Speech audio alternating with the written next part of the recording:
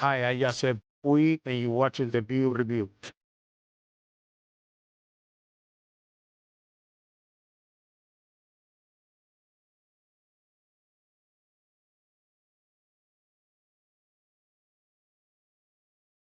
Hey, this is Miguel Rojas from the Los Angeles Dodgers, and you're listening to the Blue Review.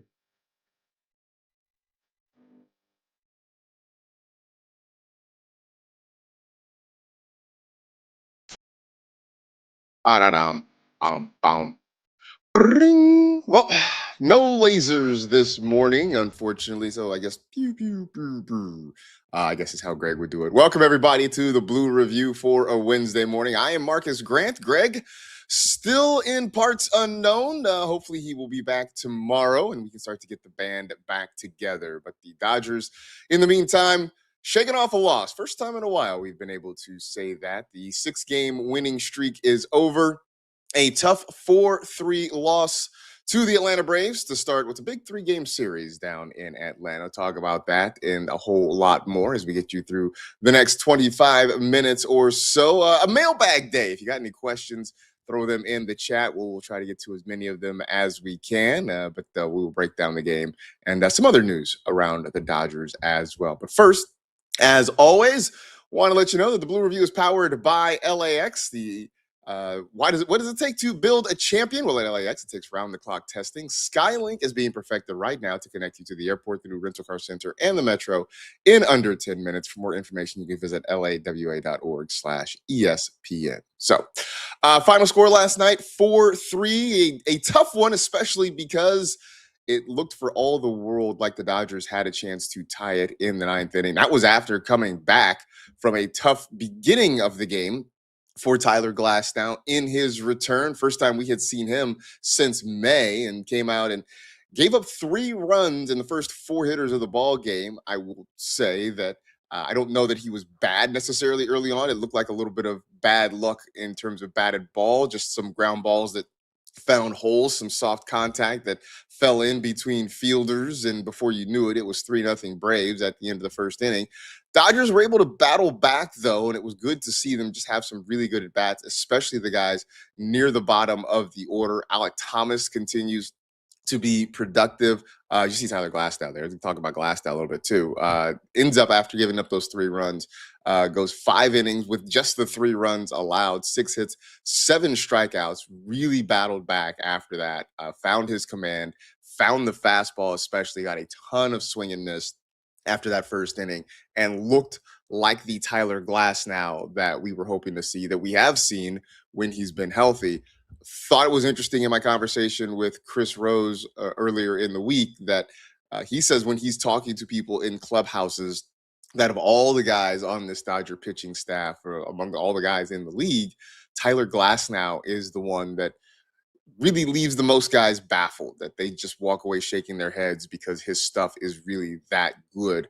That's the Tyler Glasnow we saw in innings 2 through 5 yesterday, that was really able to shake off what was a really tough first inning. Again, I don't think he pitched badly. I think the Braves put the ball in play and they were able to find some holes. And sometimes weird stuff like that happens in the game of baseball. But he really bounced back and looked really solid. I think he sort of was, in my head, thinking he kind of channeled what we saw from Tarek Skubal in his most recent start, where Skubal went out against the Pirates and kind of got knocked around in that first inning, gave up 3 runs, and then after that, locked in and looked like the Tarek Skubal that we had been hoping to see for the first few starts in Dodger Blue. So good to see that the starting rotation is starting to come together again.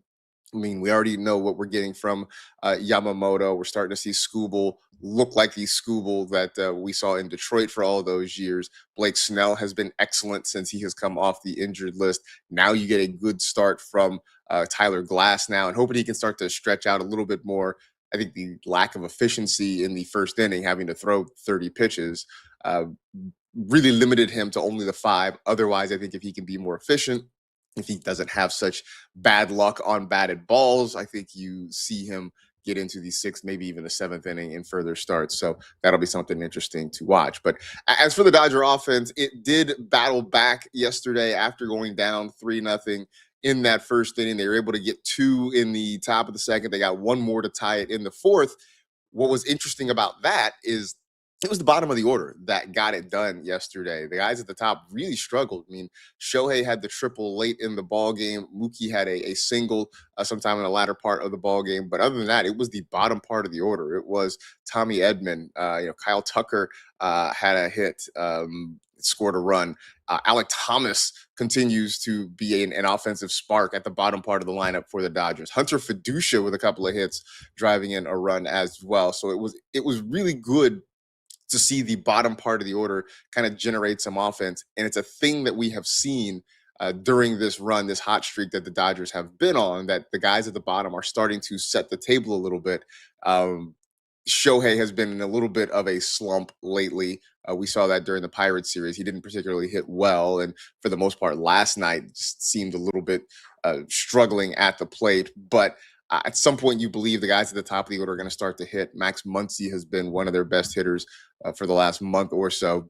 So if the bottom part of the order can stay competitive at the plate, if they can stay productive at the plate, and the guys at the top start to really turn things around, then I think we see this lineup really get long and see them be really as productive and as scary as we could see them being. Now, you fast forward that to the late innings where sort of some bad luck kind of bit the Dodgers a little bit, where Tanner Scott comes in the ball game and he gives up the double to Matt Olson, who then gets moved over on a slash play and gets the second out. I mean, gets a swinging bunt back to the mound to keep Olson at third base, and it looked for all the world like he might be able to get out of it. Unfortunately, you get the little flare single to center field to drive in the run.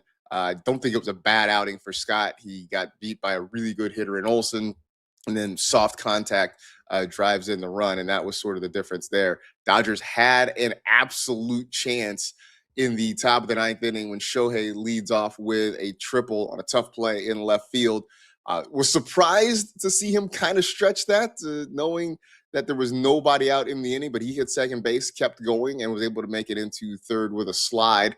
So it looked for all the world like the Dodgers were going to tie it up, because you have the tying run at third base, nobody out, with Freddie Freeman, Mookie Betts, and Max Muncy coming up, and nothing could happen. Freeman strikes out.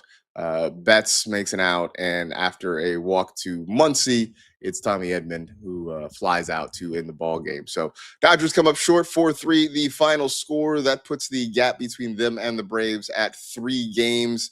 Right now for that number 2 seed in the National League, but still 2 more games to go in the series, still a chance to kind of push that lead back out. Taking questions. And Israel Torres, I'm sorry that you feel like I need to be grumpy and grouchy. I think a lot of people care about the bottom of the order, if we're keeping it honest. I mean, yes, it's great to have the MVP guys, the Hall of Fame guys at the top of the order. This offense does not go, though, if it's just those 4 or 5 guys. At some point, you need the bottom of the order to start coming through. Yes, it was disappointing that the top of the order did not come through last night. They had an opportunity. It didn't happen. But if we're talking about the grand scheme of things and what this team needs in order to be successful for the rest of the season and into October, you're going to need those bottom of the order guys. You're going to need whoever it is hitting in the 9th spot. You're going to need the Alex Calls. You're going to need, Alec Thomas, as long as he's out there while Andy Pages is still rehabbing. So, yeah, the bottom of the order is important. I'm not pretending that they are going to be the engine that makes this thing go, but this lineup is a lot scarier when you have those guys getting on base and setting the table for Shohei, Freddie, et cetera, et cetera. So I don't think it's an overstatement to kind of point out how those guys are hitting really well right now and how they are actually making some things happen at the bottom part of the order. Question from Laura Lara: with Will coming back, what happens with Benny Rowe and Fiducia? I think the guy that sticks is probably going to be Hunter Fiducia. I think he's given you a little bit more at the plate. Sort of dubious on his receiving skills behind home plate. We've seen a number of passed balls, just balls in the dirt that aren't really well blocked. And so that sometimes I think makes me a little nervous back there, especially when you've got men on base or men in scoring position and the chance for them to advance a little bit. Speaking of which, the Dodgers did get away with one in that first inning where there was a man on third, and Mike Yastrzemski at the plate, and swung and missed, and just completely whiffed on what looked like a cutter or a slider, and it got away from Fiducia. The Dodgers caught a break in that the home plate umpire called it a foul ball after a weird delay. It was like the umpire wasn't sure what to do. A run by rights should have come home from third base, because upon replay, Yastrzemski was nowhere near that ball. Fiducia just flat out missed it, and it should have been a wild pitch or a pass ball that allowed a run to score. The Dodgers actually caught a break on that, and Glasnow ends up getting out of the inning without a third run or a fourth run scoring. So that was one that certainly was positive. But I like what I've seen from Fiducia at the plate. I have not been super enamored with him behind the plate defensively, but I think, to answer your question, when Will Smith comes back, I think it's Fiducia that stays. I think it's Forvet that we see sent on his way, which, good news about that.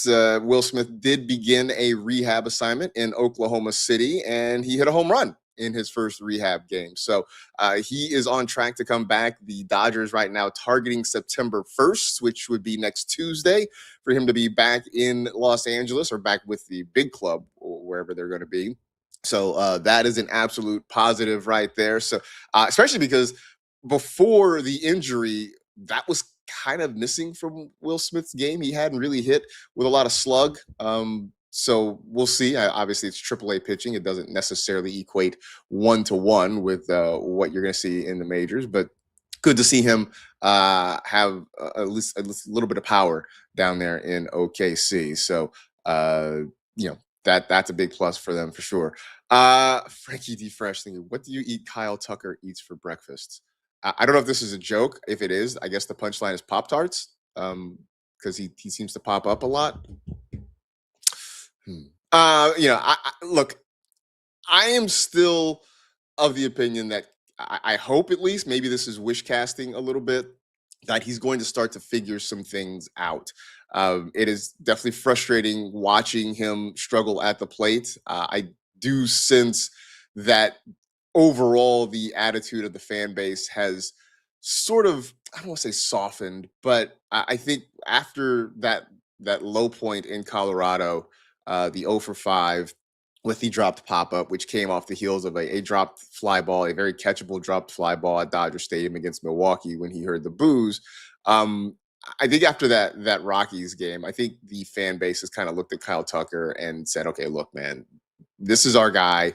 He's going through it right now in the worst way, and we have to support him. And you saw in that return home, that first game against the Pirates last week, a little bit of a standing ovation. I don't know that it compares to what Trey Turner got in Philadelphia, but it definitely seemed as though the fan base really is trying to rally and get behind him and support him. That's not the only thing it's going to take to get him to hit like Kyle Tucker again, but I occasionally will see good at bats. I will see him, foul pitches off and work counts and get deeper into counts. Now, the next thing is for him to start kind of barreling up baseballs a little bit, and maybe that means changing his approach.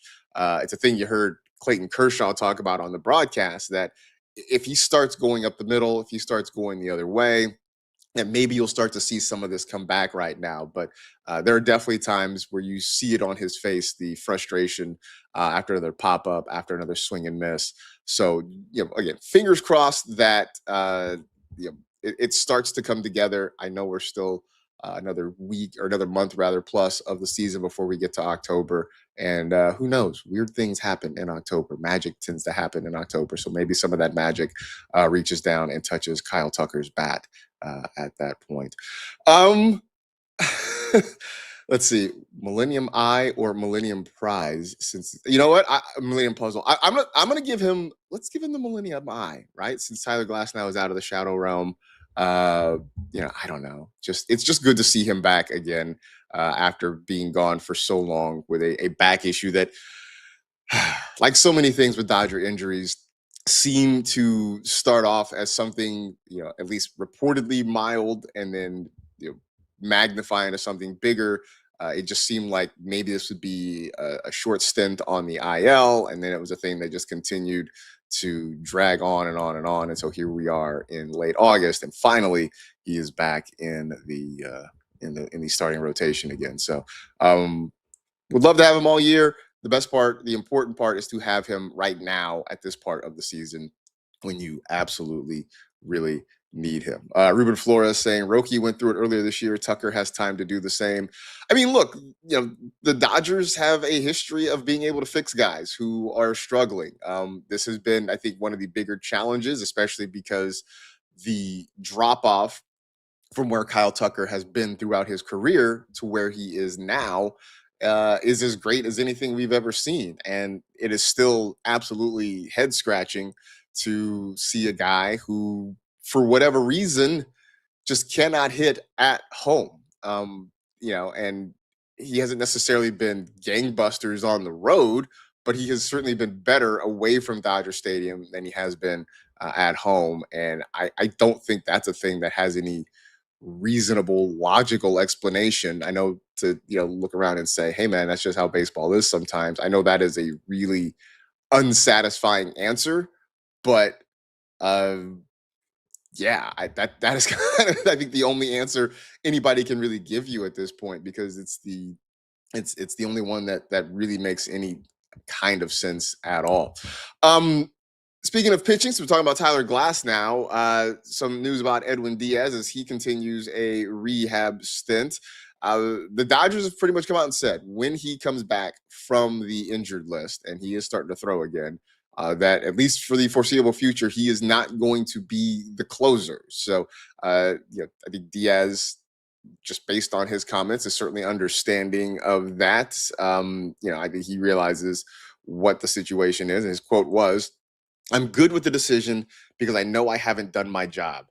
If I'd done my job, I'd be pitching in the ninth inning. But I'm super happy because Tanner Scott is doing his job and doing it really well." So, I think that is sort of step one to trying to earn that job back, is understanding that you haven't done what has been expected of you. I will say it's maybe a tiny bit surprising to me that Dave Roberts has made the move. I know that a lot of us, certainly on this show, on other shows, have uh, been very critical of Dave Roberts for sometimes being really loyal to his guys. And it was definitely a thing that people mentioned last year when you talk about Tanner Scott, right? How he kept getting ninth inning after ninth inning and really was struggling to do the job. In fact, if I remember right, it was about this time of year where the Dodgers had that really ugly loss in Baltimore, where Yamamoto was a couple outs away from a no hitter. He ends up giving up the home run, and then the bullpen could not hold the lead and ended up losing.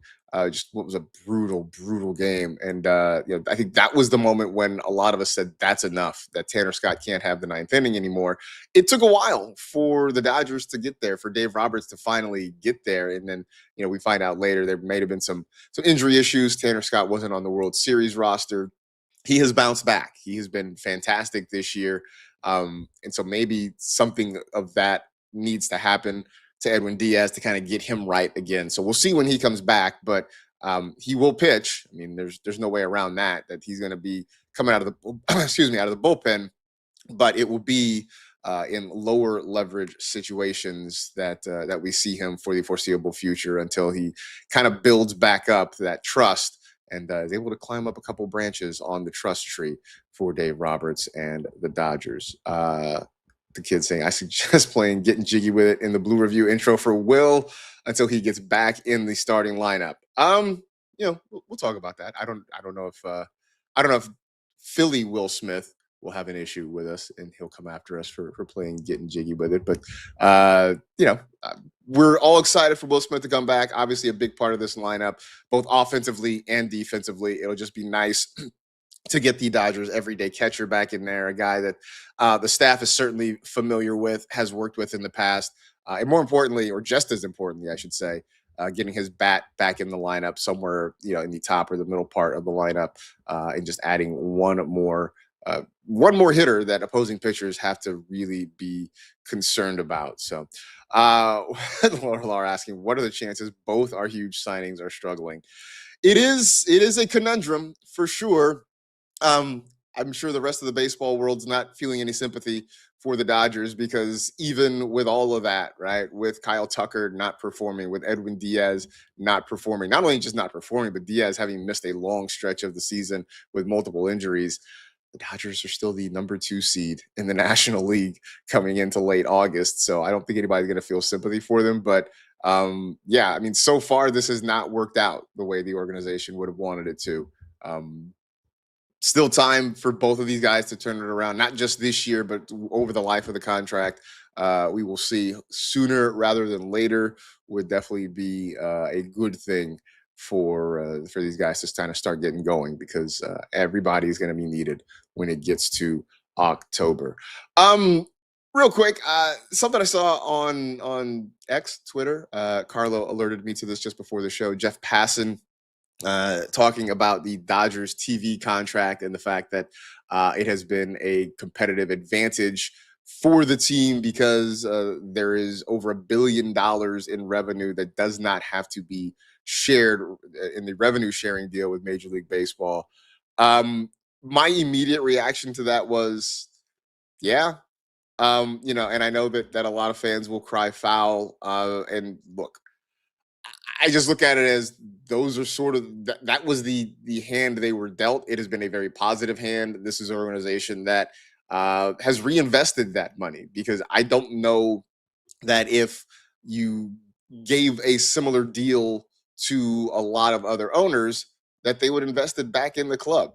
How many owners would take that and just sort of pocket a good chunk of that and let that fan base, let that organization just sort of atrophy the way that it has. So, again, I know fans are going to howl about this and make a big stink about it. I look at it as, hey, man, this was the deal that was struck, and the Dodgers have taken full advantage of it. So I think I think every way you look at what the Dodgers have done over this past decade plus, and what they will hopefully continue to do, at least for the foreseeable future, as long as Mark Walter and the Guggenheim Group are still in ownership of this team, is they will continue to invest this ball club in this ball club and continue to do their best to put a quality, high level product out on the field. And so again, I think it's another thing where, yeah, this does give the Dodgers an advantage, but I think the biggest thing that fans are going to be upset about is that they use that to improve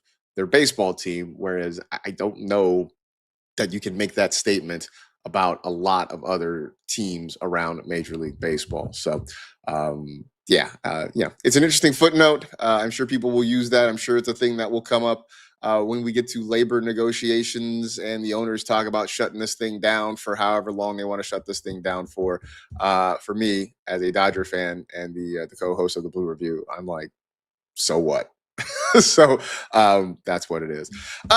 Before we get out of here, big news for the show coming up after us on the morning show. Clayton Kershaw is going to make an appearance, fresh off of his debut in the Sportsnet booth yesterday. We got to see and hear him alongside Joe Davis. We've sort of seen him in an auxiliary role, kind of as the guy sort of on the sideline or down near the dugout when we've seen him on those NBC broadcasts. But this was a chance for him to sort of get his oral Hershiser on, if you will. And so the guys will talk to him about what it was like to be in the booth and, kind of get his feelings on, obviously, the Dodgers as a whole, but more importantly, just seeing Clayton Kershaw in the next phase of his life, in his post-baseball career. Clayton Kershaw, the broadcaster. So that'll be interesting to take a listen to. So be sure to check that out. And along those lines, stick around, because the Sedano and Cap Morning Extravaganza is coming up right after us. Thanks to everybody in the chat. Appreciate the questions. Appreciate the interaction. Thanks to Carlo as well for production assistance. But that's going to do it for this edition of the Blue Review presented by LAX. Game 2 of the series tonight, 4:15 first pitch time from Atlanta. I'm Marcas Grant. We'll see you tomorrow right here on the ESPN LA YouTube channel, 6:30 to 6:55. That's it.